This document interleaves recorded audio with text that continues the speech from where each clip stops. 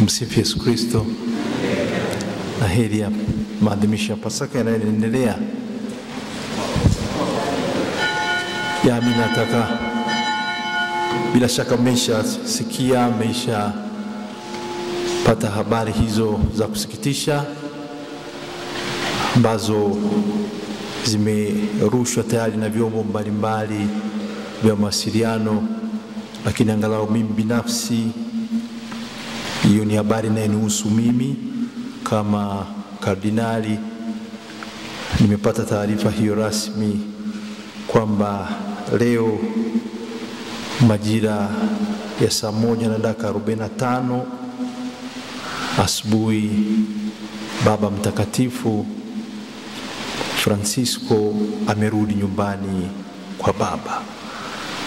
Nishaandikwa na watu mbalimbali, lakini hiyo naisema rasmi, na kwa sababu hiyo nikiwaalika wote wanajimbo kuu la Tabora tuingie katika hali hiyo, kwanza ya kumwombea huyo ambaye ametuongoza kwa muda wote huo tangu alipochaguliwa kuwa Baba Mtakatifu mwaka huo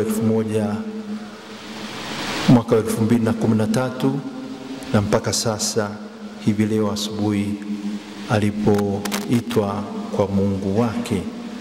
Tumuombe pumziko la milele na tuliombee kanisa letu libaki imara katika huu umoja ambao tumesisitiza daima, na hasa tukiombea sasa yanayokuja baadaye, kuombea makardinali ambao sasa wanaitwa kwenda huko Roma kwa ajili ya kuja kuingia kwenye vikao mbalimbali na baadaye kwenye uchaguzi wa Baba Mtakatifu ambaye ataliongoza tena kanisa letu Katoliki. Kumbe niwaombe tuwe wote katika hiyo hali ya msiba, ndio, lakini hasa ya maombi na kuliombea kanisa letu tunapomwombea huyo Baba Mtakatifu ambaye Mwenyezi Mungu amemuita nyumbani kwake.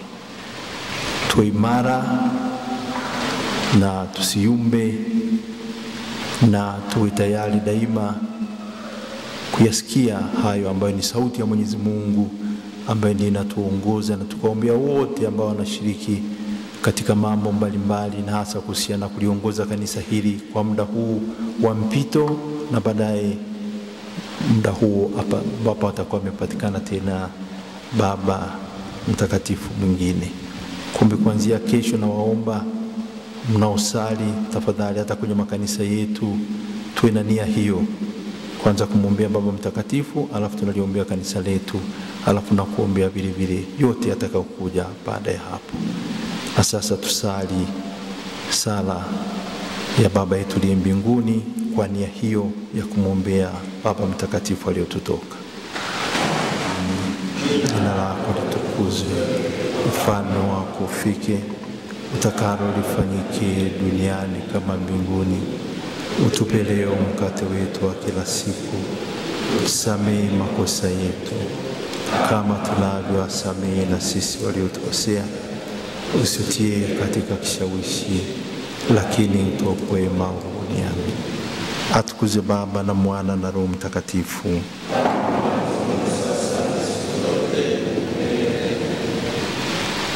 Raha ya milele umpe Bwana,